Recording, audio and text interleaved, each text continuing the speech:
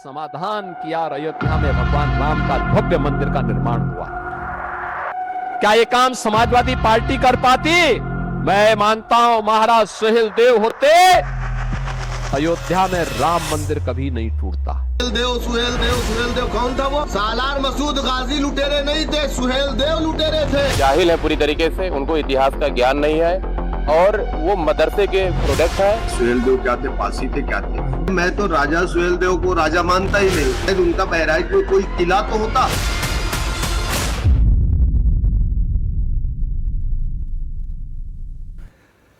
नमस्कार, मैं शेखर त्रिवेदी। 1947 में देश जब बंटा, उस समय आक्रांताओं से प्रभावित जो आबादी थी उसने अपने हिस्से ले लिए। उसके बाद हिंदुस्तान में जो सरकारें बनी, उन्होंने भारतीय इतिहास को जिस तरीके से होना चाहिए था उस इतिहास को भी यातनाएं दी गईं। और उसका परिणाम यह है कि हमारे देश में कुछ महापुरुषों को छोड़ दें तो कई पीढ़ियां बीत गई हैं, लेकिन अपने देश के, अपने राजाओं के, अपने महापुरुषों के नाम तक नहीं पता है। जो विदेशी आक्रांता थे उनके नाम, पते, उनके बाप दादा पुरखे, सबका इतिहास हिंदुस्तान को पढ़ाया जाता रहा। और जो हिंदुस्तान के थे उनको इतिहास से गायब कर दिया गया। हर चीज का दौर होता है, दौर बदला, समय बदला।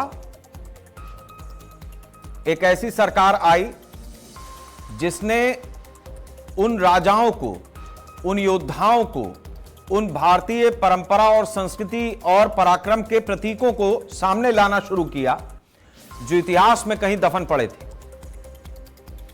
ऐसे ही एक महाराजा सुहेलदेव हैं, सालार गाजी, जो अपनी तरह का एक आतताई था, आक्रांता था। उसको जिस तरीके से उन्होंने शिकस्त दी, जिस तरीके से अपनी प्रजा की रक्षा की, वो सारी बातें दरकिनार कर दी गई। अब स्थिति यह है कि ऐसे आक्रांताओं के बाद 1947 के बाद जो इधर बाकी बचे हैं, कुछ को यह भरोसा है कि बार बार उनका रट्टा लगा करके और राजनीति अपनी आगे बढ़ाई जा सकती है।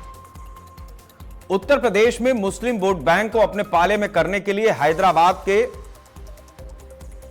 असदुद्दीन ओवैसी की पूरी टोली सक्रिय हो चुकी है। यूपी के बगल में बिहार है जहां पर ओवैसी को ठीक ठाक सफलता मिली। अब उत्तर प्रदेश में सियासी भविष्य की तलाश तेज हो गई। बहराइच से ओवैसी की पार्टी का बड़ा सियासी शंखनाद करने का मन है और इसके लिए ओवैसी की पार्टी के यूपी अध्यक्ष शौकत अली भी जमीन तैयार कर रहे हैं। शौकत अली ने महाराजा सुहेलदेव को लेकर एक विवादित बयान दिया जिसमें उन्होंने कहा कि सुहेलदेव एक काल्पनिक पात्र थे और वो उन्हें नहीं जानते।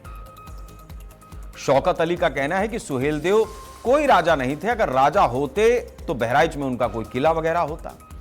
पुराने समय में राजा अपनी रानियों के लिए महल बनवाते थे, लेकिन बहराइच में सुहेलदेव की रानी का भी कोई महल नहीं बना।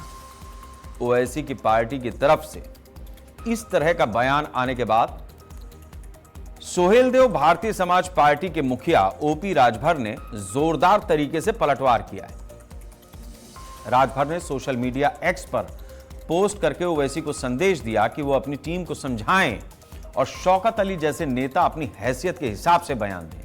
बहराइच में सालार मसूद गाजी की दरगाह है और महाराजा सुहेलदेव का स्मारक भी। दरगाह पर उर्स लगता था, बवाल ज्यादा होता था, सरकार ने उसको रोक दिया। आक्रांताओं के महिमा मंडन के मेले लगे, यह कहीं से भी भारत के लिए उचित नहीं है और ऐसे में योगी आदित्यनाथ की सरकार ने उस पर भी प्रतिबंध लगाया। दूसरी तरफ महाराजा सुहेलदेव को राजभर समाज के लोग अपना गौरव मानते हैं। पूर्वांचल के कई जिलों में राजभर समाज की अच्छी खासी आबादी है। योगी सरकार ने बहराइच के चित्तौड़ा झील के तट पर महाराजा सुहेलदेव का भव्य स्मारक और संग्रहालय बनवाया। 2016 में गृहमंत्री अमित शाह ने बहराइच में राजा सुहेलदेव की प्रतिमा का अनावरण किया। 13 अप्रैल 2016 को दिल्ली से गाजीपुर के बीच सोहेलदेव एक्सप्रेस की शुरुआत की गई। 2018 में पीएम मोदी राजा सोहेलदेव के सम्मान में डाक टिकट भी जारी कर चुके हैं। कुल मिलाकर के देखा जाए तो बीजेपी ने यूपी में सोहेलदेव के सम्मान में एक के बाद एक काम किए और उन्हें नायक के तौर पर स्थापित करने का काम भी किया। लेकिन बहराइच में गाजी की मजार पर लगने वाले सालाना उर्स हमेशा से विवादों में है। कुछ जानकारों के मुताबिक सालार मसूद गाजी 11वीं सदी में 1014 ईस्वी में अजमेर में पैदा हुआ। सालार गाजी महमूद गजनवी का भांजा था और उसका सेनापति भी। अब महमूद गजनवी जिस तरीके का था वो किसी को बताने की जरूरत नहीं है। तलवार के दम पर 1030-31 के आसपास अवध के इलाकों में सालार गाजी आया और बहराइच के श्रावस्ती के आसपास पहुंचा। उस समय बहराइच और श्रावस्ती के इलाकों में राजा सोहेलदेव का शासन था। 1034 में बहराइच के पास चित्तौड़ा झील के किनारे राजा सोहेलदेव ने 21 राजाओं के साथ मिलकर सालार मसूद गाजी से युद्ध किया और उसे मिट्टी में मिला दिया। दावा किया जाता है कि सालार मसूद की मौत के 200 साल के बाद 1250 में दिल्ली के मुगल शासक नसीरुद्दीन महमूद ने उसकी कब्र पर मकबरा बनवा दिया और फिर उसे संत बता दिया। फिरोज शाह तुगलक के मकबरे के पास कई गुंबद बनवाए और अब्दी गेट लगवाए, जो बाद में सालार मसूद गाजी की दरगाह के नाम से मशहूर हो गया। फिलहाल यूपी में जिस तरीके की स्थिति है उसमें इतिहास के पन्ने पलटे जा रहे हैं। आने वाला वक्त चुनाव का भी है। इस सियासी जंग में कौन किस पर भारी पड़ेगा ये तो आने वाला वक्त बताएगा, लेकिन जिस तरीके की स्थिति है उसमें इतनी बात तो साफ है कि हिंदुस्तान में रहने वाला मुस्लिम तबका एक बार फिर से कुछ ऐसा कर रहा है जिससे भारत का सांप्रदायिक सौहार्द और खासतौर से उत्तर प्रदेश का सांप्रदायिक सौहार्द या उत्तर प्रदेश की बहुसंख्यक आबादी के जो नायक हैं उन पर चोट करके उनको नीचा दिखाने की कोशिश, इस तरीके की स्थितियां बन रही हैं। चुनाव आते हैं तो मुद्दों पर लड़े जाते हैं, लेकिन जिस तरीके की स्थिति यहां पर पैदा की जा रही है वो काफी गंभीर है। फिलहाल आज हम इसी बात की चर्चा करेंगे कि इतिहास के पन्नों में जिनको जगह नहीं मिली, अगर भारत की कोई चुनी हुई सरकार, किसी राज्य की चुनी हुई सरकार उन महापुरुषों को स्थान देती है, उनको आगे करती है और जगह जगह अतिक्रमण सदियों से जो भारत में होता रहा है उसको हटाती है, तो इसमें अभी भी क्या दिक्कत है। हम पहले कुछ महत्वपूर्ण बयान सुनेंगे जिसकी वजह से आज हमने इस चर्चा को चुना है और उसके बाद चर्चा। मैं मानता हूं महाराज सोहेलदेव होते अयोध्या में राम मंदिर कभी नहीं टूटता है, और महाराज सोहेलदेव नहीं थे, हम विभाजित थे, मंदिर टूटा। 500 वर्षों तक हम इंतजार करते रहे, संघर्ष करते रहे, युद्ध पीढ़ी दर पीढ़ी बदलती गई, वर्ष दर वर्ष बदलते गए, अयोध्या में राम मंदिर नहीं बन पाया। मोदी जी के आने के बाद ये डबल इंजन सरकार ने 500 वर्षों की समस्या का समाधान किया और अयोध्या में भगवान राम का भव्य मंदिर का निर्माण हुआ। आप जाइए पासियों से पूछिए कि राजा सोहेलदेव क्या थे, पासी थे, क्या थे। ओम प्रकाश राजभर के आने से पहले हम तो जगह जगह उनकी मूर्तियां छोटे से उसमें घरोदे में बन करके लगती थी, वहां तो लिखा रहता था सोहेलदेव पासी। आज भी लिखा रहता है सोहेलदेव पासी। पासी समाज आज भी उनको कहता है। दूसरी चीज यह है, मैं तो राजा सोहेलदेव को राजा मानता ही नहीं। अगर राजा सोहेलदेव राजा होते तो शायद उनका बहराइच में कोई किला तो होता। हिंदू जनमानस में बहुत रोष है इसको लेकर। जो शौकत अली द्वारा राजा साहब सोहेलदेव जी को काल्पनिक कहा गया है वो गलत कहा गया है। इन्हें खुद नहीं पता होगा कि इनकी 5 पीढ़ियां जो पहले की हैं वो खुद हिंदू थी, उसके बाद कन्वर्ट हो गए ये मुस्लिम बने हैं। जो आक्रांता बहराइच आया था, मजार बना हुआ है, वो लुटेरा था, आतंकी था, उसको राजा सोहेलदेव ने मारा था और वो राजा थे। अब हर हिंदू के जनमानस के हृदय में उनका वास है, उनके कहने से कुछ नहीं होगा। मैं उनके द्वारा जो बयान दिया गया उसकी घोर निंदा करता हूं और वो एक सुनियोजित तरीके से आए हैं और उनके जो कनेक्शन लोग बता रहे हैं कि पाकिस्तान के एजेंट हैं, तो प्रदेश के मुख्यमंत्री जी से मैं निवेदन करना चाहता हूं कि इनकी जांच होनी चाहिए। सुहेल देव क्या मानते हैं आप? सुहेल देव तो राजा थे और गरीब कमज़ोर की लड़ाई लड़ते थे और सारा इतिहास भूगोल पूरा बहराइच, पूरा प्रदेश, पूरा देश जानता है। महाराज सुहेल देव हमारे आदर्श हैं और जहाँ तक गाजी की बात है, वो महमूद गजनवी का भांजा है, लुटेरा है, वो आतंकवादी है, जिसको महाराज सुहेल देव ने यहाँ परास्त करने का काम किया था। और जिनकी आप AIM के अध्यक्ष की बात कर रहे हैं, वो जाहिल है पूरी तरीके से, उनको इतिहास का ज्ञान नहीं है और वो मदरसे के प्रोडक्ट हैं जहाँ पर उनको इतिहास नहीं पढ़ाया गया है। अगर वो शिशु मंदिर, विद्या मंदिर में या सही इस जगह शिक्षा ग्रहण की होती तो उनको जानकारी होती। मैं उनके बयान की पूरी तरीके से निंदा करता हूं। और तो जिस तरीके से उत्तर प्रदेश में अब एक आर पार की स्थिति पैदा हो गई और खास तौर से जिस तरीके का सीन बना है बहराइच में, जिस तरीके से महाराजा सुहेल देव का अपमान किया गया है। बहराइच वैसे भी बहुत ही संवेदनशील इलाका है, बहराइच और उसके आसपास के तमाम जिले। ऐसे में जिस तरीके की स्थितियां अवध के भीतर पैदा की जा रही हैं, एक बार फिर से ऐसा लगता है कि जो सामाजिक सौहार्द बना हुआ है वो बर्दाश्त नहीं हो रहा है कुछ लोगों से। और ऐसे लोगों के खिलाफ जिस तरीके की सरकार की मंशा रहती है कार्रवाई करने की, जब कार्रवाई होती है तो फिर वो एक नया नैरेटिव आता है कि भाई हम पर जुल्म और ज्यादती हो रही है। इसमें कहां किस तरीके की कितनी क्या सच्चाई है, इस बात को आज हम टटोलने की कोशिश करेंगे। श्याम सलोने जी हैं, भारतीय जनता पार्टी के नेता हैं हमारे साथ में। अतुल यादव जी हैं, प्रवक्ता हैं समाजवादी पार्टी के। डॉक्टर अनवरुल रहमान जी हैं, AIMIM के प्रदेश सचिव हैं। रहमान साहब, आपका कैमरा ऑफ है, आप आ जाएं तो बेहतर है, हम चर्चा की शुरुआत कर रहे हैं। राघवेंद्र राम द्विवेदी जी हैं, प्रवक्ता हैं सुभाषपा के। कुंवर यशवेंद्र विक्रम सिंह जी हैं, अध्यक्ष हैं सुहेल देव स्मारक समिति के। और राजा हैं जिसकी चर्चा आज कई पार्टियों के नेता, लीडर्स इस बात को ढूंढ रहे हैं कि वे बहराइच और उसके आसपास का राजा कौन था, उनके महल कहां हैं, वगैरह वगैरह। आज हम इस चर्चा की शुरुआत कुंवर यशवेंद्र जी से ही करेंगे। यशवेंद्र जी, बहुत सारे लोगों को ये शंका, आशंका या उनके मन का जाला है कि महाराजा सुहेल देव उनके हिसाब से तो काल्पनिक पात्र हैं। महाराजा सुहेल देव ने कभी सालार जंग से लड़ाई नहीं लड़ी और ये जो सालार मसूद था ये बहुत ही संत प्रकृति का आदमी था। तो इसमें कोई दो राय नहीं है कि बहुत लंबे समय से दरगाह का मेला बहराइच में लगता रहा और इसका महिमा मंडन होता रहा। और जो कुछ उस मेले में होता था वो भी किसी से छिपा दबा नहीं है। कई पीढ़ियां निकल गई लेकिन वो मेला खत्म नहीं हो पाया अपनी तरीके से। मेला उसको कहते हैं लेकिन वो उर्स होता था, सालाना उर्स। मैं आपसे चाहूंगा कि जो ऐतिहासिक इसके परिप्रेक्ष्य हैं उस पर आप चर्चा की शुरुआत में थोड़ी रोशनी डाल दें।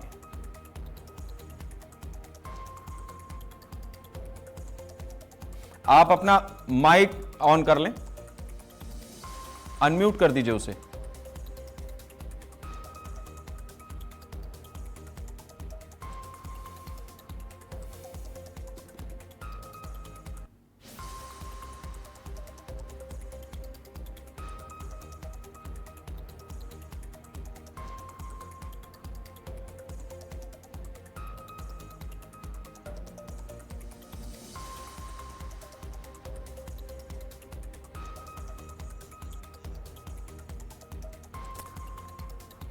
चलिए, शायद हमारा संपर्क टूटा है अभी कुछ तकनीकी कारणों से। हम राघवेंद्र जी के पास चलते हैं। राघवेंद्र जी, मैं आपसे समझना चाहूंगा कि सुहेल देव भारतीय समाज पार्टी राजा सुहेल देव के इर्द गिर्द भी अपनी राजनीति को आगे बढ़ाती है। हालांकि आपके जो पार्टी के अध्यक्ष हैं उनका अपनी तरह का एक पूरा ऑरा है उनके क्षेत्र में, पूर्वांचल में खास तौर पे। और जब इधर तराई तक आते हैं तो महाराजा सुहेल देव जो जिनसे राजभर समाज अपने आप को सीधा कनेक्ट करता है। तो आपकी नजर में जो बात ओवैसी की पार्टी की तरफ से आई है, AIMIM की तरफ से आई है, उसके मायने किस तरीके से निकाले जाए? मतलब राजनीतिक ज्यादा है या वास्तव में इतिहास पता ही नहीं है, जो इतिहास का पन्ना दिखाते हुए बात कर रहा है? शेखर जी देखिए, पहले तो आज की खबर जो चैनल है वो बहुत बधाई का पात्र है कि इतने महत्वपूर्ण मुद्दे पर आपने डिबेट रखा है। और जहां तक रही बात शौकत अली की, तो शौकत अली जैसे पागल लोगों की मैं बात नहीं करना चाहता हूं। वो ऐसी एक ऐसे व्यक्ति को प्रदेश अध्यक्ष बनाए हैं जो किसी न किसी तरह वो पागलपन का शिकार है और मीडिया में झूठ झूठ बयान दे रहा है। जी, अब आप उसके बयान को देखें तो उसको तो ये भी नहीं पता है कि हमारी बहन कौन है, हमारी माँ कौन है, हमारे बाप कौन है। तो मैं ऐसे लोगों की बात क्या करूं? महाराजा सुहेलदेव जी के बारे में जानने के लिए उसको इतिहास पढ़ना पड़ेगा। महाराजा सुहेलदेव जी के बारे में जानने के लिए उसको जाना पड़ेगा बहराइच। केवल पीसी करके, प्रेस कॉन्फ्रेंस करके और पढ़ी हुई चिट्ठी पढ़ के कुछ नहीं होता है। महाराजा सुहेलदेव जी ने 21 वर्ष की आयु में इनके जो आका है, जिनको ये आका मानते हैं, वो ऐसे गाजी का गांजा निकाल दिया था। और आज यशस्वी उत्तर प्रदेश के मुख्यमंत्री योगी आदित्यनाथ जी ने जो कहा कि वास्तव में अगर सुहेलदेव राजभर जी रहते तो हमारे मंदिर पे कब्जा नहीं हो पाता, ये बात सही है। ओवैसी को चाहिए कि राजनीति कर रहे हैं। उत्तर प्रदेश की राजनीति देश के अन्य राज्यों से अलग होती है। उत्तर प्रदेश की राजनीति में जब कोई काट छाट करेगा तो उसको महाराज जी हमारे जो मुख्यमंत्री हैं उसको काट छाट कर देते हैं। यहाँ द्वेष भावना की राजनीति नहीं चलेगी, यहाँ जाति पात की राजनीति नहीं करेगी। यहाँ किसी आक्रांता का महिमा मंडन करके अगर आप चाहें कि हम प्रत्याशी उतार लेंगे, कार्यक्रम कर लेंगे या उसका उर्स करवा लेंगे, ये उर्स को फुर्स कर देंगे। ये महाराजा सुहेलदेव राजभर जी के वंशज है ओम प्रकाश राजभर। ओम प्रकाश राजभर अगर उनके पीछे पड़ गए ना तो उनको कब्र में भी स्थान नहीं मिलेगा। ओवैसी साहब को अभी भी समय है कि अपने प्रदेश के ऐसे जो कार्यकर्ता है, जो प्रदेश अध्यक्ष है या उनके पार्टी में जो भी लोग हैं, उनको समझाएं, उनको बताएं कि महाराजा सुहेलदेव कौन है। क्योंकि अभी वो टिप्पणी किए हैं, जब महाराजा सुहेलदेव राजभर जी की नाम से जो पार्टी है उस पार्टी के राष्ट्रीय अध्यक्ष जी ने जो कह दिया कि इनको देख लीजिए तो हम लोग देख लेंगे। रही बात महाराजा सुहेलदेव जी की, तो महाराजा सुहेलदेव जी के बारे में पूरा देश विदेश जानता है। इतिहास में उनका वर्णन है कि किस प्रकार वो 18 वर्ष की उम्र में राजा बने, किस प्रकार उन्होंने आक्रांताओं को कैसे भारत में रोका, और उसके बाद देश विदेश के जो आक्रांता थे, जो अभी भी देश में है, उस सोच के अभी भी है, उनको रोकने के लिए हमारे ओम प्रकाश राजभर जी है, अरविंद राजभर जी है। ये उत्तर प्रदेश है, ये पिछली सरकार यहाँ नहीं है, यहाँ महाराज जी की सरकार है। यहाँ अगर आप कुछ भी उल जुलूल बयान दिए तो आपका जीभ काट लिया जाएगा। आपको राजनीति करना है। ठीक है राघवेंद्र जी, आप राष्ट्रीय चैनल पर हैं, मेरा एक निवेदन है राघवेंद्र जी, मेरा एक निवेदन है कि हमारे चैनल का इस्तेमाल आप धमकी देने के लिए मत कीजिए। ये ना आपको शोभा देता है और ना हमें शोभा। बात समझिए राघवेंद्र जी, आपने अपनी बात बहुत धारा प्रवाह रखी। राघवेंद्र जी देखिए, एंकर की भी बात सुननी पड़ती है, थोड़ा सा आप सब्र करें। राघवेंद्र जी आप बात समझिए, ऐसे तो फिर राघवेंद्र जी ये बड़ी समस्या हो जाएगी। ओम प्रकाश राजभर जी तो रुक करके हम पत्रकारों की बात सुनते हैं, आप उस पार्टी के लीडर के नुमाइंदे हैं, उनका चेहरा यहां रिप्रेजेंट कर रहे हैं। आप चैनल का इस्तेमाल धमकी देने में किसी को भी मत कीजिए, कानून अपना काम करेगा। हमारा यह प्लेटफॉर्म इसलिए नहीं है। आप बात समझिए, इस चर्चा की भी एक मर्यादा है, हमें उसको आपके साथ में बना करके रखना है।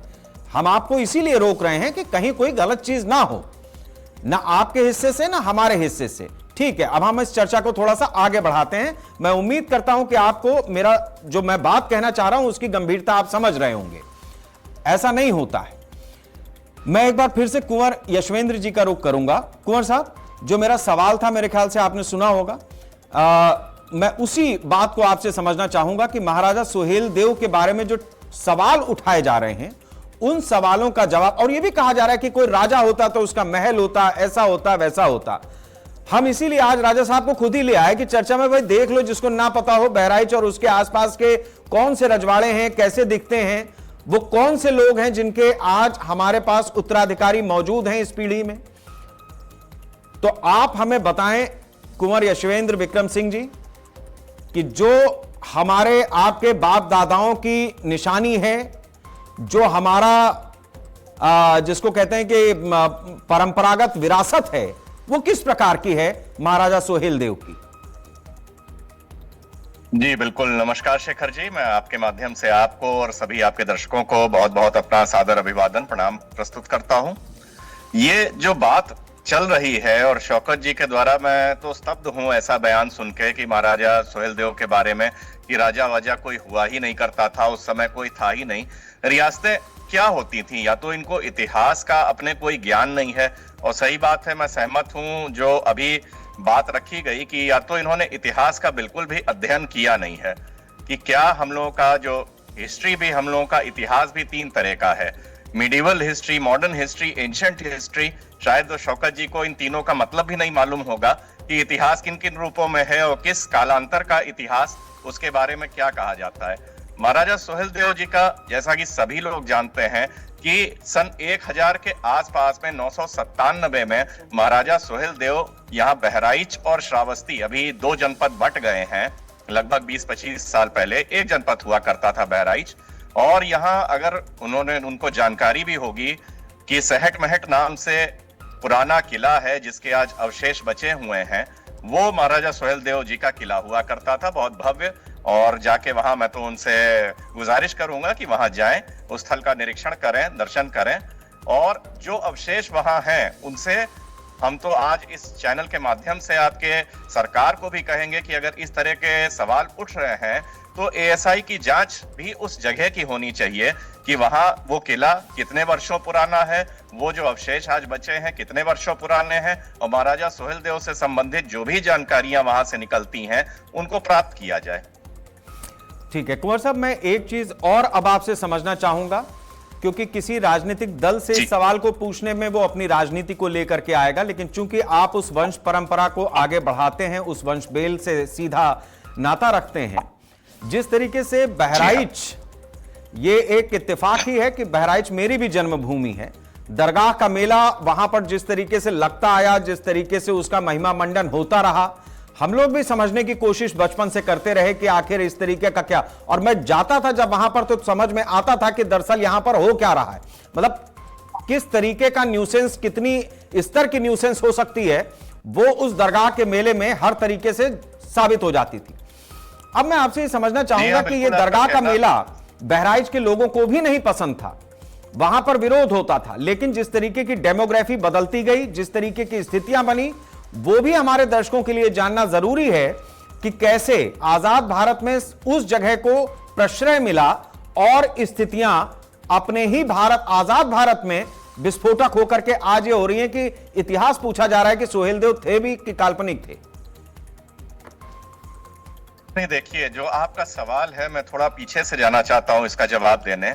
जो महाराजा सुहेलदेव का कार्यकाल रहा और जो कहते हैं कि सन 1037 में उन्होंने सालार मसूद को परास्त किया, उसको यहाँ सुपूते खाक कर दिया, उसको दफना दिया, यहाँ उसका वजूद मिटा दिया, और फिर वहां से 150-200 सालों का एक अंतराल माना जाता है कि जहां से कोई भी आक्रांता दोबारा इस धरती की ओर पलटकर उसने नहीं देखा।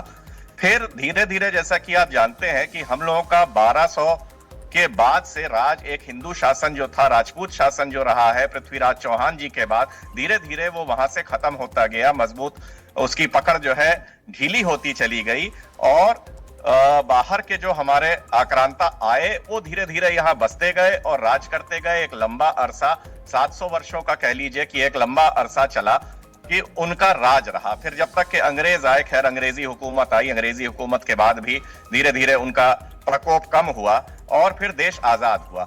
हमारा 1947 में देश आजादी के बाद भी ये सारी चीजें, जैसा आपने बताया कि ये 1500 के आसपास जो वो मजार थी वो एक दरगाह का रूप लेती है।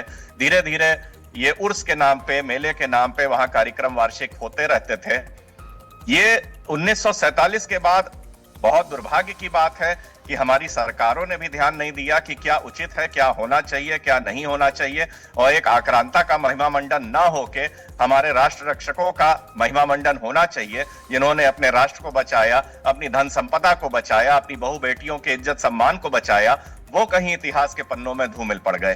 तो ये पुरानी सरकारों का हम इसको देते हैं जिम्मेदारी कि उनकी कहीं ना कहीं कमी रही, लापरवाही रही, अनदेखी रही, और आज हम लोगों की ये हिम्मत पड़ी जब ये सरकार परिवर्तन हुआ तो राज्य में माननीय मुख्यमंत्री योगी जी से और प्रधानमंत्री मोदी जी से हम लोगों की हिम्मत पड़ी कुछ करने की, क्योंकि हम लोगों के पूर्वजों ने इस जगह को तो संरक्षित कर रखा था। महाराजा सोहेल देव जी का बहुत प्राचीन, अगर आप यहाँ देखेंगे, जो लोग भी आए तो यहाँ चित्तौरा में बहुत प्राचीन एक मंदिर प्रयागपुर रियासत हमारे पूर्वजों के ही द्वारा बनाया हुआ है, संरक्षित किया हुआ है। लेकिन आगे रियासत खत्म होने के बाद ये दायित्व तो सरकार का था कि उसको संरक्षित रखे और आगे बढ़ाए। महाराजा सोहेल देव का, जैसे कि अब आप देख रहे हैं, हर साल, पिछले साल 10 जून को माननीय मुख्यमंत्री जी ने यहाँ आके इस पर्यटन स्थल का उद्घाटन किया, महाराजा सोहेल देव पर्यटन स्थल का।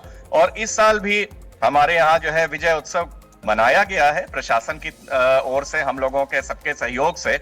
एक विजय उत्सव 2 दिवसीय बहुत भव्य कार्यक्रम यहाँ हुआ है और बहुत सफल कार्यक्रम मैं मानता हूं रहा है। और मेले के भी, जहां तक आप दरगाह के मेले की बात कर रहे हैं, तो इस पे तो माननीय उच्च न्यायालय ने भी संज्ञान लिया और पिछली बार इस पे रोक लगा दी। जिस तरह की गतिविधियों का आप जिक्र कर रहे हैं कि जिस तरह अमानवीय गतिविधियां वहां हुआ करती रही हैं वर्षों से, तो इस पे यहाँ के लोगों ने भी, स्थानीय लोगों ने भी, माननीय उच्च न्यायालय ने भी उस पर संज्ञान लिया और फिर प्रशासन ने, पुलिस ने आखिर उस मेले को बंद कराया अपनी तरफ से। ठीक है कुंवर साहब, हम इस चर्चा को थोड़ा सा और आगे बढ़ाते हैं। एक बार वापस इसका रुख इतिहास से वर्तमान राजनीति की ओर लेकर के आते हैं। हमारे साथ में अतुल यादव जी हैं, समाजवादी पार्टी के प्रवक्ता हैं। अतुल जी, आपका बहुत स्वागत है चर्चा में। मैं आपसे समझना चाहूंगा कि क्या समाजवादी पार्टी को भी ये बात बुरी लगती है कि जब हिंदू नायकों का अपमान इस कदर होता है? और ये भी एक बड़ा सवाल है कि ऐसा नहीं है कि हमारे देश में, हमारे देश के राष्ट्र रक्षक हमारे इतिहास में रहे नहीं हैं, लेकिन इतिहास में जिस तरीके से उनको हाशिए पर ढकेला गया और 1947 के बाद हमारी सरकारों ने इस ओर ध्यान नहीं दिया, यह भी अपने आप में एक गंभीर मसला है। यह बात ठीक है कि आप हो, मतलब समाजवादी पार्टी हो, बसपा हो, कांग्रेस हो, ये अपनी तरह से मुस्लिमों को वोट बैंक अपना समझते हैं, इसमें कोई बुराई भी नहीं है। मायावती भी समझती थी, लेकिन उत्तर प्रदेश में आप अगर देखेंगे तो उन्होंने भी 2007 से 12 के बीच में ऐसे ऐसे स्मारक बनवाए, ऐसे ऐसे लोगों की मूर्तियां स्थापित की जिनका नाम ही कई पीढ़ियों से लोगों ने सुना ही नहीं होगा। नई पीढ़ी ने तो बिल्कुल नहीं सुना होगा उस समय, जब तक ये मूर्तियां नहीं लगी थी। मैं उदाहरण के रूप में रखता हूं कि महाराजा जैसे लक्ष्मण देव थे, जिस तरीके से छत्रपति साहू जी महाराज, केजीएमयू का नाम उन्होंने बदला, उस पर अपनी जगह विवाद है, लेकिन छत्रपति साहू जी महाराज वो कितने बड़े लेजेंडरी हमारे देश के शासक रहे, उसके बारे में बहुत सारे बच्चों को नहीं पता था। उन्होंने मूर्तियां लगवाई, नाम बदले, तो कम से कम वो भी एक सजगता हुई, वो भी लोगों के संज्ञान में आया कि भाई इस नाम का भी कोई व्यक्ति हमारे देश में, हमारे पूर्वजों में रहा है। तो ये औरंगजेब, अकबर, बाबर, इससे बाहर निकलने की हमारी सरकारों की एक तो नियत क्यों नहीं रही? और जब जब निकलते हैं तो वोट बैंक के लालच में हमारे उन नायकों को रसातल में ढकेलने की कोशिश होती है, उनका अपमान होता है जो दरअसल आजाद हिंदुस्तान के वास्तविक नायक हैं। शेखर जी, जो भाषा का इस्तेमाल ओवैसी जी के पार्टी के प्रदेश अध्यक्ष जी के द्वारा किया गया है वह शोभनीय नहीं है। जो सोहेल जी महाराज जी हैं, तो जो वो अगर किसी समाज के राजा रहे हैं तो उसको कोई अस्वीकार थोड़ी कर सकता है। और रही बात, अभी इसी पैनल पर एक व्यक्ति बैठे हैं, उनमें और ओवैसी जी के पार्टी के नेता में क्या अंतर है? उन्होंने कहा एक सेकंड मैं ये भी रोक देता हूं। नहीं, एक सेकंड अतुल जी, देखिए मैंने उनको व्यक्तिगत रूप से उस चीज के लिए न सिर्फ टोक दिया और उन्होंने भी वादा किया है कि चर्चा में आगे उस चीज को ऐसे नहीं रखेंगे। उस पर समय बर्बाद करने से कोई फायदा नहीं है। आप अपनी बात कहिए, अपनी पार्टी का विजन रखिए। मैंने सुनिए, मैं बात तो वही कह रहा हूं ना। तो क्या है कि ये राजनीति ये भी कर रहे हैं, मुझे लग रहा है वो भी राजनीतिक छेड़खानी कर रहे हैं। तो जब इनके द्वारा भी कटुता भरे शब्द बोले जा रहे हैं तो उनके द्वारा भी बोले जा रहे हैं, तो ऐसा नहीं होना चाहिए। यही बात तो मैं कह रहा हूं। देखिए 2027 का चुनाव है और ये क्या है, इस समय इतिहास के पन्नों को जो छेड़ा जा रहा है, ये जानबूझकर भी छेड़ा जा रहा है, जिससे क्या है कि ध्रुवीकरण वाली स्थितियां बने, इसमें कोई दो राय नहीं है। तो ये जो हैदराबाद से आए हुए नेताजी की पार्टी के नेताजी हैं, उनके विषय में भी हर कोई जानता है। तो इस समय उत्तर प्रदेश की जनता, आप बहराइच की बात कर रहे हैं, वहां की सम्मानित जनता समझदार है और इन चीजों में ना पढ़ करके महाराज जी के जो हैं सोहेल देव जी के विषय में बहुत सारे लोग, क्या समाज या हर कोई जानता है, राजभर समाज के वो महाराजा रहे हैं और सभी समाज के रहे हैं जो वहां पे रहे होंगे। तो ऐसा है ना कि स्वीकारता होती है और इतिहास जो है वो किसी से छिपा नहीं होता है। क्षेत्र में कई चीजें अगर ना भी लिखित हों, कई चीजें शेखर जी लिखित में नहीं है इतिहास में, लेकिन हम अपने पूर्वजों के द्वारा उनको सुनते समझते चले आते हैं, वो भी तो इतिहास के दायरे में आता है। बहुत सारी चीजें हैं कि किसी क्षेत्र में कई बार कोई चीज उल्लेखित नहीं है, लेकिन कहते हैं कि वहां पे ऐसा था, वो बरगद के पेड़ नीचे ऐसा सा हुआ था, वहां ऐसे ऐसे लोग मिलते थे। तो इतिहास में बहुत सारी चीजें उल्लेखित नहीं हुई हैं, किसी कारणों से अगर उल्लेखित नहीं हुई हैं तो ऐसा तो नहीं है कि उनकी स्वीकारता नहीं होगी। एक चीज है, जो चीज शौकत जी के द्वारा बोली गई, जो वो एक पार्टी के नेता हैं, अगर नेता हैं तो किसी भी महापुरुष के विषय में गलत सलत बोलने का उनको कोई अधिकार नहीं है, ये मैं कह सकता हूं। और रही बात, आप अगर उनके पार्टी का अपना कोई विजन है वो रखें, लेकिन किसी की आलोचना करने का अधिकार उनको किसने दे दिया, ये भी सोचने प्रश्न है। मैं ये भी आपसे समझना चाहूंगा अतुल जी कि क्या आपकी पार्टी भी इस बात से इत्तेफाक रखती है कि 1947 के बाद, देखिए आज जिस तरीके से इतिहास के पन्नों में हमारे उन राष्ट्र नायकों का नाम आ रहा है जिनको दरअसल बहुत पहले आना चाहिए था या कभी गुमनाम होना ही नहीं चाहिए था, क्या आपकी पार्टी भी इस बात से इत्तेफाक रखती है कि ये जो प्रक्रिया चल रही है ये ठीक है और औरंगजेब, गजनी,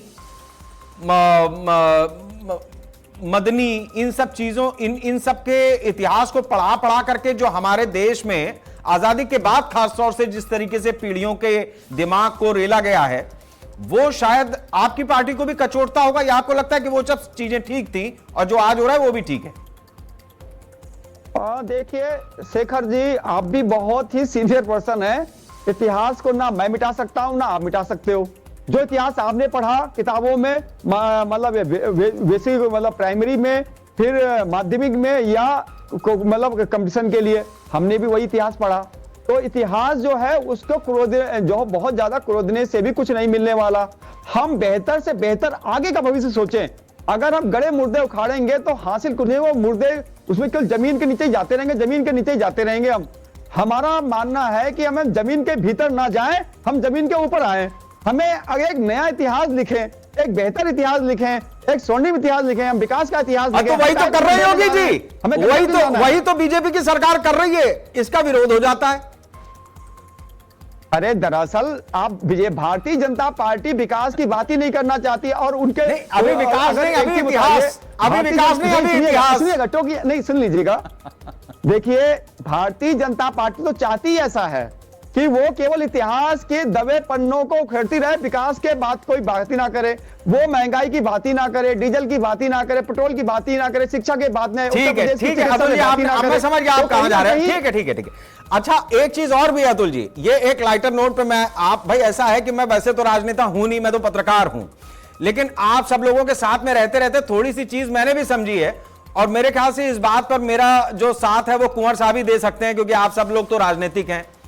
ऐसा है कि राजनीति में मुर्दे भी जिंदा रखे जाते हैं ताकि वक्त आने पर वो बोले, और ये जो बोलना है ये तो अभी जिंदा है। श्याम सलोने जी, अभी इस बात को लेकर के आज विकास नहीं, आज इतिहास की बात होगी। तो अभी जो आप इतिहास के नए नए पन्ने लिख रहे हैं, कुछ मायावती ने भी अपने दौर में, मुझे अच्छा लगा। जो देखिए, लक्ष्मण देव कौन थे, छत्रपति साहू जी महाराज कौन थे, बाबा भीमराव अंबेडकर, उनकी पत्नी, ऐसे बहुत सारे लोगों के नाम हैं जिनकी मूर्तियां लखनऊ में लगी हैं। उन मूर्तियों के पास जाकर के लोग उनका इतिहास भी पढ़ते हैं। यह काम अच्छा किया था उस लेडी ने एज ए चीफ मिनिस्टर। होना चाहिए था, बहुत पहले होना चाहिए था। आप बीजेपी वाले तो पिछड़ गए मायावती से, आप अब कर रहे हैं श्याम सलोने जी। मुझे लगता है कि शायद मायावती जी ने जो रास्ता दिखाया उसी को बीजेपी लेकर के आगे बढ़ रही है। सुहेल जी, माफी चाहूंगा शेखर भैया, आपको और साथी मित्रों को मेरा राधे राधे। देखिए, ये जो शौकत अली नाम के व्यक्ति अचानक से चुनावी माहौल में एक नया रूप लेकर के जो आए हैं, वो अच्छे से जानते हैं उनकी पार्टी केवल मुसलमान के लिए कार्य करती है, उनको किसी से कोई मतलब नहीं है। और हिंदुओं के लिए जितने आप शब्द वो बोलना चाहते हैं वो बोलते हैं, वही नहीं बोलते, उनके नेता भी बोलते हैं। और ऐसे ऐसे शब्द उन्होंने बोले हैं जो कई बार भीषण दंगों का कारण बनने का हुए हैं, जिम्मेदाराना रूप से उन्होंने जिम्मेदारी ली हुई है। आज ये जो शौकत अली बोल रहे हैं, इनको एक बार 17वीं सदी में एक ग्रंथ था फारसी जो जिसकी स्थापना हुई थी, उस ग्रंथ को मीरात-ए मसूदी ग्रंथ को वो पढ़ लेते। शौकत अली साहब, मेरा ये चैनल के माध्यम से वो उन तक ये बात पहुंच जाएगी, और उनके पार्टी के नेता भी पढ़ रहे हैं। फारसी ग्रंथ है, मीरात-ए मसूदी है, उन्हीं लोगों ने लिखा है। उसमें महाराजा सुहेलदेव जी की पूरी वीर गाथा लिखी गई है। कौन थे सुहेलदेव जी, क्या किया था सुहेलदेव जी ने, कितने ये आक्रांता, किस तरीके से विशाल सेना लेकर के जब आक्रमण किए थे, और महमूद गजनबी का जो भांजा है जिसके नाम पर जब उर्स होते हैं, उसको किस तरह से पराजित किया था। और पराजित नहीं किया था, उसको घोड़े से बांध करके महाराजा सुहेलदेव ने कई बार सीमा से बाहर किया था। और महाराज सुहेलदेव पहले व्यक्ति हैं, ये पहले व्यक्ति हैं 10वीं और 11वीं सदी के जिन्होंने छोटे छोटे राजाओं को, हिंदू राजाओं को एक करके हिंदू महासंघ बनाया था। तो ये तो हमारे गौरव की गाथा के प्रतीक है। हम तो इनको पूजनीय हमारे लिए तो ये, क्योंकि इन्होंने कोई जाति का नहीं किया था। आज इनको जातियों में बांटना का मतलब है कि हम फिर विभाजन की ओर जा रहे हैं। सुहेलदेव किसी जाति के नहीं थे, वो हिंदुओं के लिए उन्होंने कार्य किया था।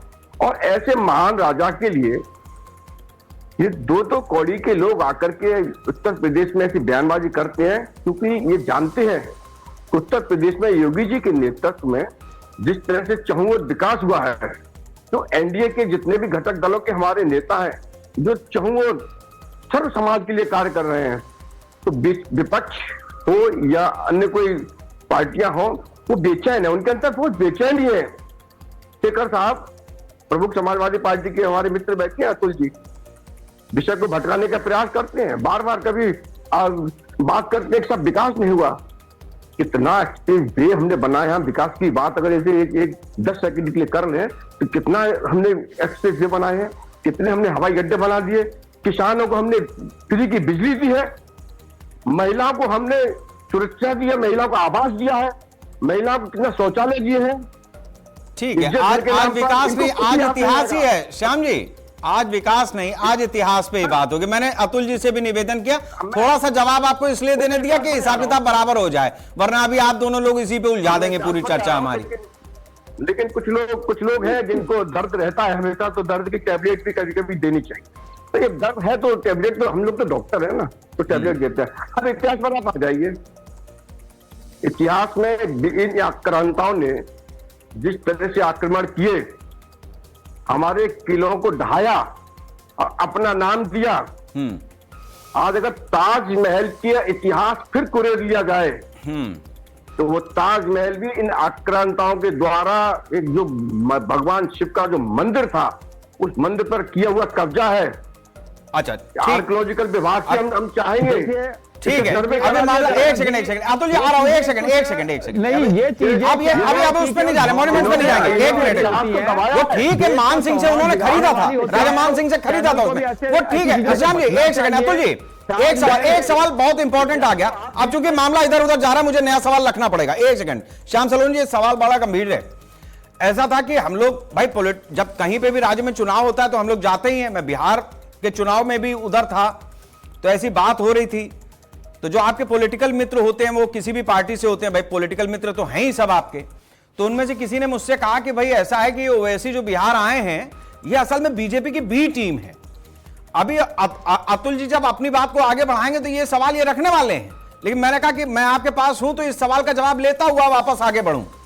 तो ये बी टीम तो ऐसा नहीं है, मतलब योगी जी को भी ये मामले सूट करते हैं। राजनीति के एंड पे देखें तो उसके लिए कहीं तीली कोई लगाएगा तभी तो आप बारूद भरेंगे। तो तीली शौकत अली ने लगा दी, मसाला आपके पास भरपूर है, राजनीति चरम पे है, हम भी चर्चा कर रहे हैं। मैं बताता हूं, ओवैसी ने बिहार में इन लोगों से कहा था कि हमको कुछ सीटें दीजिए, क्योंकि ओवैसी भारतीय जनता पार्टी से तो गठबंधन कर नहीं सकते हैं। वो करते हैं केवल मुसलमान की बात, और मुसलमान की बात ही करती है कांग्रेस, मुसलमान की बात ही करती है समाजवादी पार्टी। मित्र बैठे कह दे कि इनको मुसलमान का वोट नहीं चाहिए, मुसलमान की बात नहीं करते हैं, तो मैं अभी इनको मान जाऊंगा। ये सब लोग मुसलमानों के लिए लड़ाई लड़ते हैं। तो ओवैसी ने इनसे कहा था कि हमें कुछ सीट दीजिए, इन्होंने सीट नहीं दी। तो जहां जहां मुसलमानों का वर्चस्व था वहां से उनके 6-7 विधायक जीते, उन्होंने अपना प्रभाव दिखा दिया। अब आप किसी व्यक्ति को अपने साथ रखोगे नहीं, क्योंकि आपको लगता है कि मुसलमानों का आपका वोट काट लेगा, फिर आप कहते हैं बीजेपी की बी टीम है, हमारी बी टीम। ठीक है श्याम जी, आपकी बात हमने समझ ली। अब मैं अतुल जी वापस आपके पास आता हूं। ठीक है समझ गए, अब सवाल रखने दीजिए अतुल जी। मैं अब ये क्या है कि देखिए, मैं इसीलिए लेके आया कि राजा सोहेल देव का जो इतिहास है उस पे उनका अपमान नहीं होना चाहिए, इस बात से आपने भी इत्तेफाक रखा, मेरे ख्याल से पूरी पार्टी की तरफ से आपने ये बात रखी होगी अभी। लेकिन जब हिंदू मुसलमान पे ये मामला डाइवर्ट होता है तो उसमें अपना अपना स्टेक है सबका, और उत्तर प्रदेश में जाति धर्म ये बड़ा मायने रखता है। छोटे छोटे समाज जो अपनी तरह से बड़े हैं, समाज कोई छोटा नहीं है, लेकिन वो जिस तरीके के वोट बैंक में बांट दिए गए हैं वो बड़ा छोटापन है। तो उस लिहाज से हिंदू बना मुसलमान, और फिर हिंदुओं में भी अलग अलग समाज, तो ये आपकी भी राजनीति को सूट करता है। मतलब कुछ समाज हैं जो सीधे सीधे आपके साथ में जुड़े हुए हैं, कुछ धर्म हैं जो आपके साथ में सीधे सीधे जुड़े हुए हैं, तो ये बवाल चलेगा तो फायदा आपको होगा ही होगा। देखिए शेखर जी, जो समाजवादी पार्टी समता मूलक समाज की बात करती है, समाजवादी पार्टी सभी वर्गों को साथ में लेकर के चलने की बात करती है। ये भारतीय जनता पार्टी जो है ये विखंडन की बात करती है। हम जोड़ करके समाज को एकत्रित कर समता मूलक समाज की बात करते हैं। रही बात, मुसलमान भी देश का अंग है, लेकिन हमारे साथ वो लोग हैं जो समाज में जोड़ने की बात करते हैं। अगर एक बात की हम बात करें तो अगर जो इस पैनल पर जो राजभर समाज की पार्टी से जो बैठे हुए हैं, क्या उनके द्वारा शौकत अली ने जो बात कही, क्या इन्होंने कोई मुकदमा दर्ज कराया और क्या सरकार ने उनके खिलाफ कोई कार्रवाई करी? कि अगर इस प्रकार की कई बार कोई बयान देता है तो मुकदमे दर्ज कराए जाते हैं। क्या जो इस यहाँ पर बैठे हुए हैं तो कई बार क्या होता है, उनके महाराज जी के विषय में बोल दिया गया, तो इनके राघवेंद्र जी के द्वारा नहीं सुनिएगा क्या राघवेंद्र जी के द्वारा या राघवेंद्र जी की पार्टी के द्वारा कोई मुकदमा दर्ज कराया गया? क्यों नहीं कराया गया? क्योंकि राजनीति होती है। अगर वाकई में इनको दर्ज रहा होता तो वाकई में ये जाते और मुकदमा दर्ज कराते, और भारतीय जनता पार्टी की सरकार है तो उनकी अरेस्ट होनी चाहिए थी। अच्छा एक सेकंड, ये अतुल जी, अगर मतलब क्या आपने इनको ठेकेदारी क्यों दे दी सोहेल साहब की? महाराजा सोहेल हमने ठेकेदारी नहीं दे दी है, हम ठेकेदारी नहीं कर रहे हैं। ये जो अभी इन्होंने कहा आपके चैनल पर कि जो भड़काऊ, देखो जो उनकी भाषा है वो इनकी भाषा है, इन्होंने अभी कहा हम उसकी इसका जवाब इसका जवाब राघवेंद्र जी से लेते हैं। इसका जवाब व्यक्ति हूं मैं, राजनीतिक मैं सीधे अपनी पार्टी का सुनिएगा। तो जब ये राजनीति कहीं ना कहीं झलक रही है, इससे क्या होता है कि अगर किसी व्यक्तित्व के द्वारा कि महापुरुषों के विषय में कोई गलत चीज बोली गई है तो मुकदमा दर्ज कराया जाता है। लोग अगर कानून व्यवस्था है, दुनियादारी है, न्यायपालिका है, थाना चौकी है, क्या राघवेंद्र जी बता देंगे कि इनके किसी पार्टी के नेता के द्वारा मुकदमा दर्ज कराया गया अगर इनकी भावनाओं को ठेस पहुंचा? ठीक है, मैं इसका जवाब लेता हूं। मैं राघवेंद्र जी से जवाब इसका तो लूंगा ही लूंगा, इसलिए भी लूंगा क्योंकि राघवेंद्र जी आपकी पार्टी के जो लीडर हैं, या आप पूरी सुभाषपा ही, आपने बीजेपी को भी देखा है, मतलब बीजेपी में रह के बीजेपी को देखा है, और समाजवादी पार्टी को भी देखा है, समाजवादी पार्टी में रह करके समाजवादी पार्टी को देखा है, और फिर बीजेपी को देखा है। अब मैं आपसे ये समझना चाहूंगा कि जो बात ये कह रहे हैं, मतलब एक तो इन्होंने कह दिया कि भाई महाराजा सोहेल देव की पूरी जो ठेकेदारी है वो आप ही के पास है सपा के हिसाब से, आपको ज्यादा बुरा लगा आप मुकदमा दर्ज कराइए। एक बात तो ये है। दूसरी चीज ये है कि चूंकि आप सपा में भी रहे और आज भाजपा में भी हैं, आपकी राजनीति को भी यह बात सूट करती है कि जिस समाज की खासतौर से, क्योंकि आप वैसे तो सबका साथ सबका विकास ही कहेंगे, आप भी वो भी समता मूलक कह रहे हैं, उधर तो सबका साथ सबका विकास ब्रांडेड है, तो आप भी सबके हितों की बात करते हैं, मैं ये खुद ही कह दे रहा हूं, लेकिन फिर भी राजभर समाज के लिए विशेष करते हैं।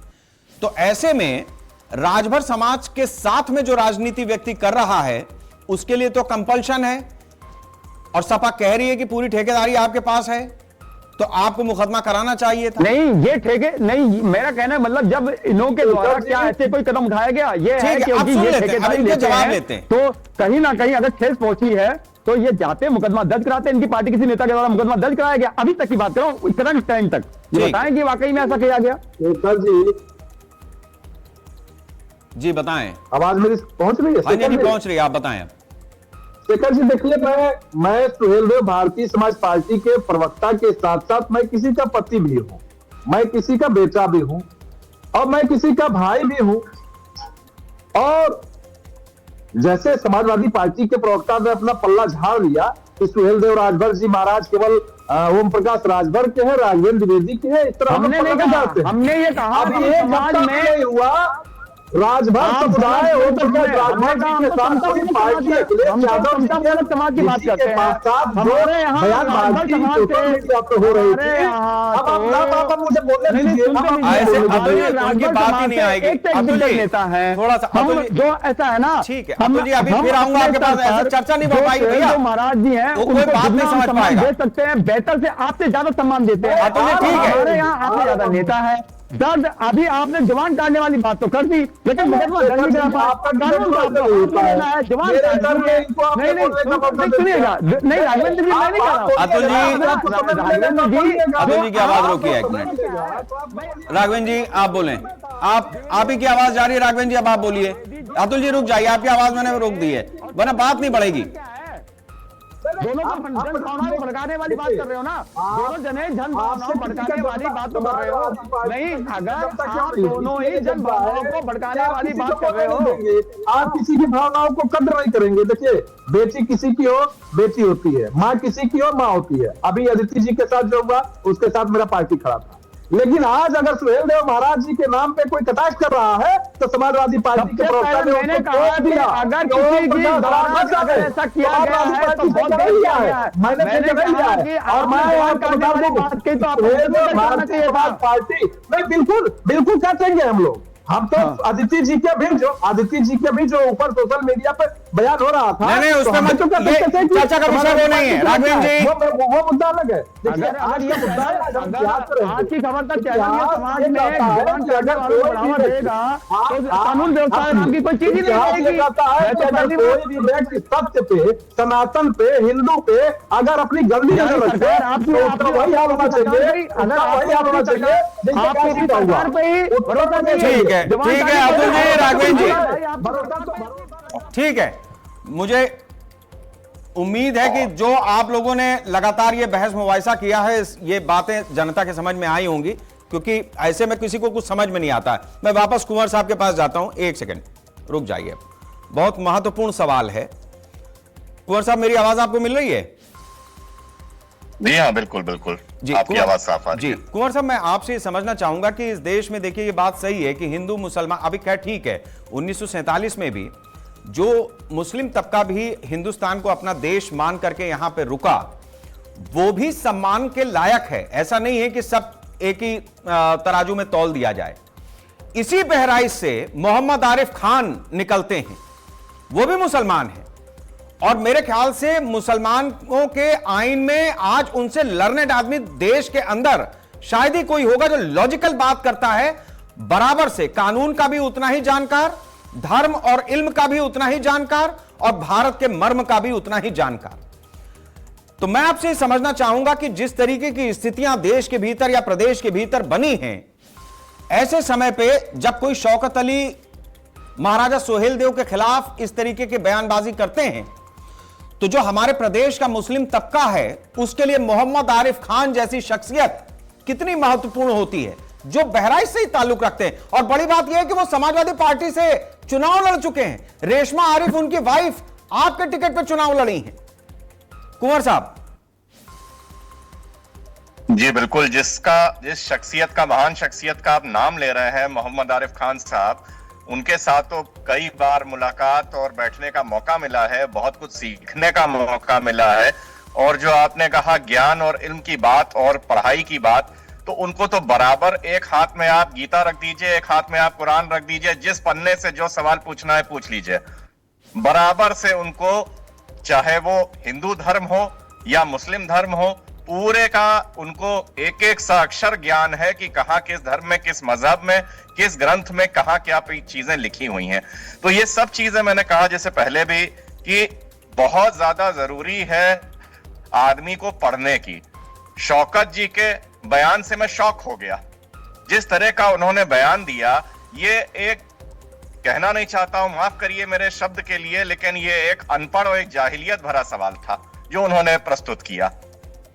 जो भी कोई थोड़ा भी पढ़ा लिखा व्यक्ति होगा वो इस तरह की बात को किसी पटल पर रखने से पहले 10 बार उसको सोचेगा।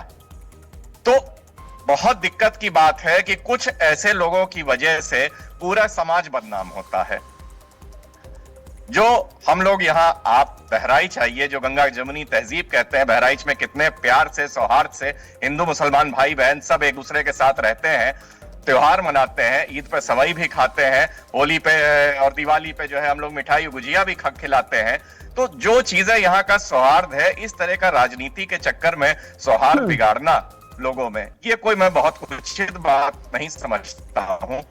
जो लोग हमारे यहाँ रुके, जिन लोगों को जाना, पाकिस्तान गए, कहीं बाहर गए, विदेश गए, मुझे उनसे कोई मतलब नहीं, लेकिन जो यहाँ रुके हमारे अपने भाई बहन हैं, उनका पूरा सम्मान है, उनको पूरा स्नेह और प्यार है, और वो एक समाज का अभिन्न अटूट अंग है। अब हमारे देश के नागरिक हैं, जितना अधिकार, जितना हक मुझे है, उतना अधिकार हक उनको भी है। तो ये हमको ध्यान रखना पड़ेगा और इसी हिसाब से समाज को चलाना पड़ेगा। ध्रुवीकरण राजनीति का हिस्सा हो सकता है, लेकिन सामाजिक ताना बाना बिगाड़ना, उसको तोड़ना, ये बिल्कुल मैं उसको गलत मानता हूं। बिल्कुल कुंवर साहब, बहुत बहुत शुक्रिया हमारे साथ इस चर्चा में शामिल होने के लिए। राघवेंद्र जी और अतुल जी, श्याम जी, आप सबका भी बहुत बहुत शुक्रिया हमारे साथ इस महत्वपूर्ण चर्चा में शामिल होने के लिए। इतिहास के पन्ने जब जब पलटे जाएंगे तब तब कुछ पन्ने उसमें जोड़ने की स्थितियां भी बनेंगी, क्योंकि बहुत पहले उन पन्नों को या तो फाड़ के फेंक दिया गया था या फिर कुछ पन्ने ऐसे कोरे स्याह छोड़ दिए गए थे या कालिक पोत दी गई थी जो हमारी नजर में आए नहीं। यही इस लोकतंत्र की खूबसूरती है कि समय के साथ अलग अलग कालखंड में जब जनता अलग अलग विचारधाराओं से प्रेरित राजनीतिक दलों को मौका देती है, ऊपर लाती है, उनकी सरकारें बनती हैं, तो हमारा छिपा हुआ, दबा हुआ, कुचला हुआ इतिहास भी अपने स्वर्णिम युग की तरफ बढ़ने लगता है।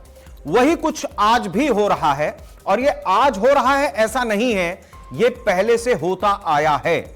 लेकिन ये बात भी सही है कि अगर महाराणा प्रताप महान थे तो अकबर महान कैसे है?